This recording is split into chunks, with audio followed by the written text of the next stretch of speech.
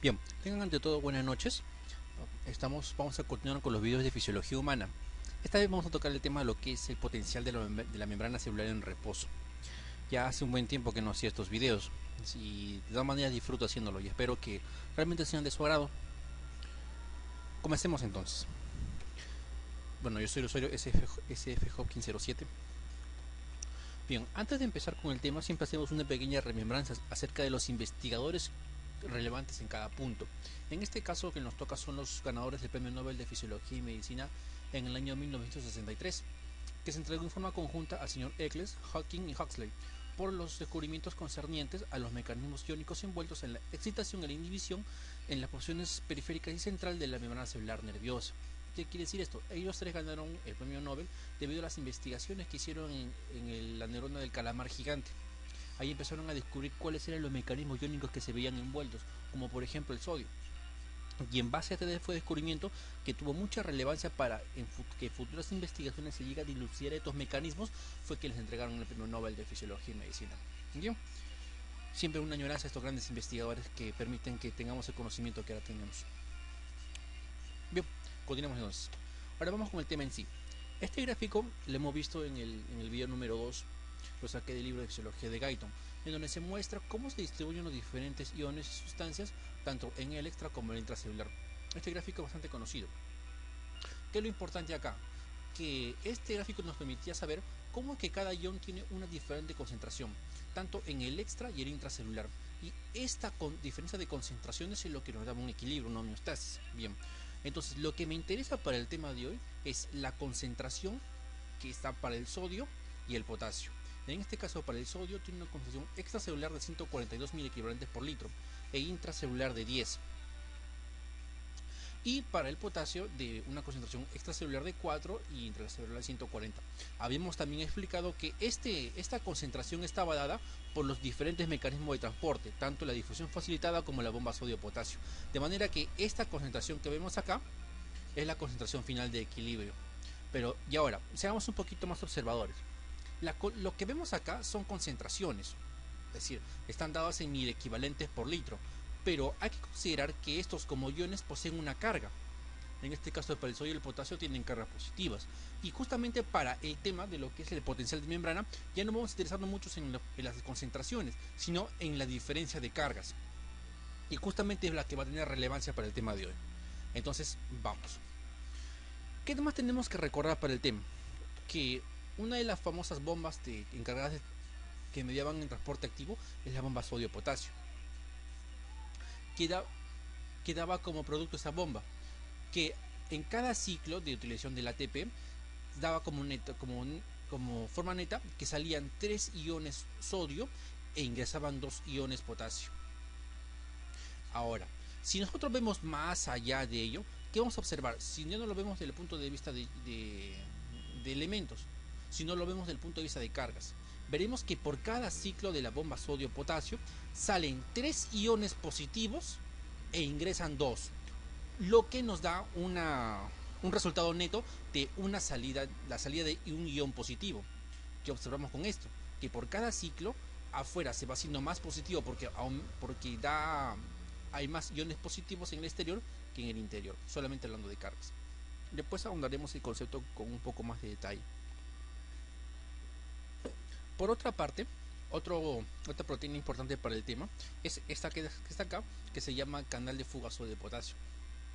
A diferencia del que hemos visto desde la bomba sodio potasio, esta no utiliza energía y por lo tanto se va a trabajar en base a la diferencia de concentraciones. ¿Qué quiere decir esto? Como normalmente el sodio es más abundante afuera que adentro, esta proteína va a permitir que el sodio ingrese sin ninguna restricción. Y de manera igual para el potasio. Al ser más abundante en el intra que en el extracelular, va a permitir que salga. Solamente esto funciona con diferencias de concentraciones. Y también como siendo un pequeño recordatorio, porque usan canales porque estos al tener carga el sodio y el potasio no pueden atravesar la membrana. Tienen que utilizar una proteína, en este caso una proteína de difusión facilitada. Bien, ahora, ya conociendo estas dos proteínas, vamos a explicar en qué consiste el potencial de la membrana. Y veámoslo de esta manera. Vamos a ver de la manera más simple. Tengamos una figura A. vamos a explicar cómo que se da el potencial dado por difusión. Tenemos una fibra nerviosa, que es la que está acá, y vamos a suponer que esta fibra nerviosa solamente va a ser permeable para el potasio. Bien, sabemos que está el sodio, está el magnesio, hay aniones intracelulares negativos, etc, etc. Pero vamos a presumir vamos a suponer para este ejemplo que solo es permeable al potasio. Entonces, ¿qué significa esto? Que el potasio normalmente por la gradiente de concentración, es decir, al ser más abundante dentro de la célula, va a salir. Pero va a regresar por la bomba sodio-potasio.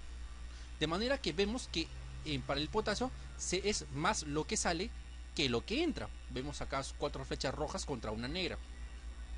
Entonces, ¿qué vamos viendo? Que con cada ciclo se van acumulando iones positivos afuera y los aniones negativos que quedan adentro no van a salir.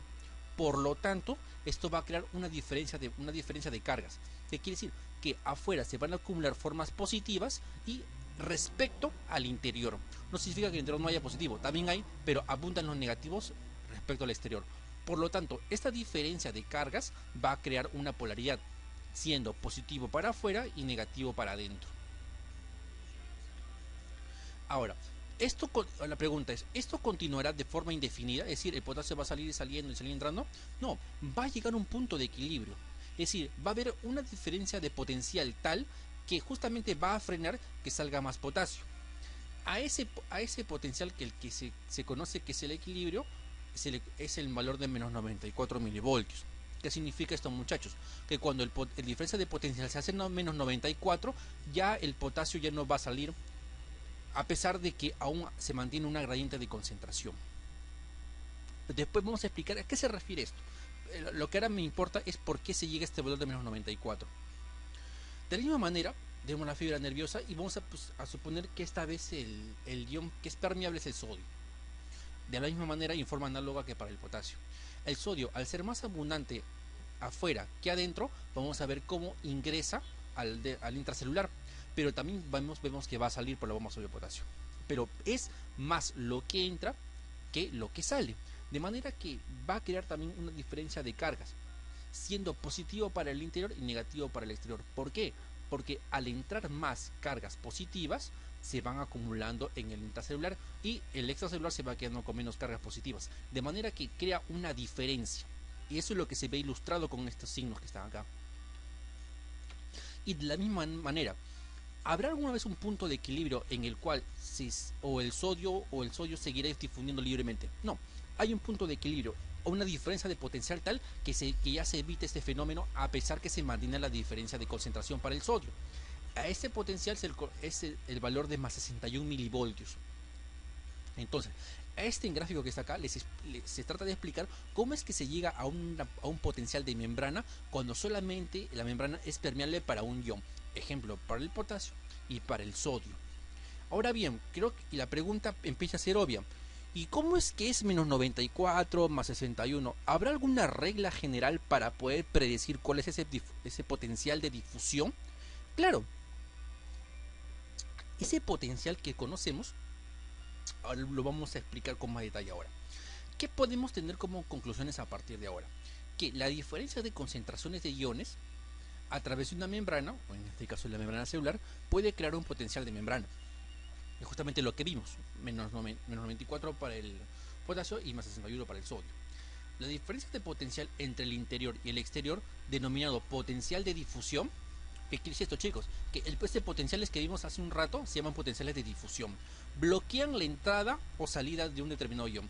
¿Qué significa esto? De que al llegado a ese potencial, a ese valor, se va a bloquear el movimiento. Es decir, lo que llamamos entre comillas equilibrio. Y bien, esos son los conceptos que yo quería que se queden claros. Les aviso que este concepto yo lo saqué del libro de Fisiología de Guyton, casi literalmente. De manera de que esta explicación espero que ayude un poquito a dilucidar ese concepto. Regresamos a nuestra pregunta, a la pregunta que hicimos en un inicio. ¿Cómo es que podemos predecir cuál es ese potencial por el cual un determinado ion alcanza el potencial de difusión o el equilibrio? Ya, a esa forma de predecir se hace con una ecuación que se llama ecuación de Nernst. La ecuación de Nernst nos da un valor que se llama potencial de difusión. que es el que se opone a la difusión neta de un ion particular. Veamos con un ejemplo. Ahora vamos a verlo. Esto que vemos acá es la ecuación de Nernst.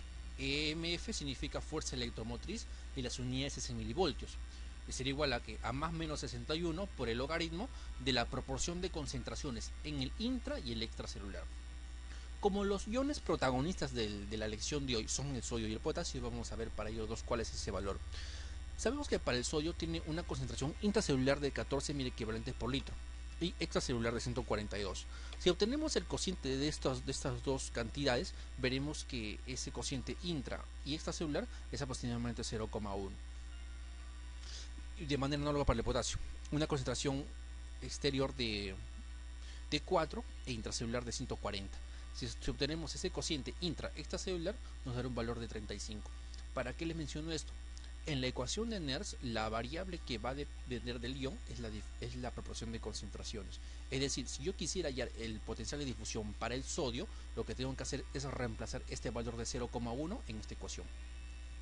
Igual, si yo quisiera hallar cuál es el potencial de difusión según la ecuación de Nernst para el potasio, lo que tengo que hacer es reemplazar ese 35 en esta ecuación. Le saco el logaritmo y lo multiplico por 61 o más o menos dependiendo hacia dónde se va a difundir el ion. Le puedo explicar un poquito más. Entonces, regresando a al ejemplo anterior, si yo reemplazo para el potasio el valor de 35 en la ecuación y resuelvo esta ecuación, vamos a ver que el potencial va a salir aproximadamente menos 94 milivoltios. Y de la misma forma para el sodio, al reemplazar este valor de 0,1 en esta parte de la ecuación y al resolverla, vamos a ver que se obtiene el valor de más 61 milivoltios. Entonces, chicos, esta la ecuación de Nernst es la que nos permite saber cuál es ese potencial de difusión. Entonces hay que tenerlo bien claro.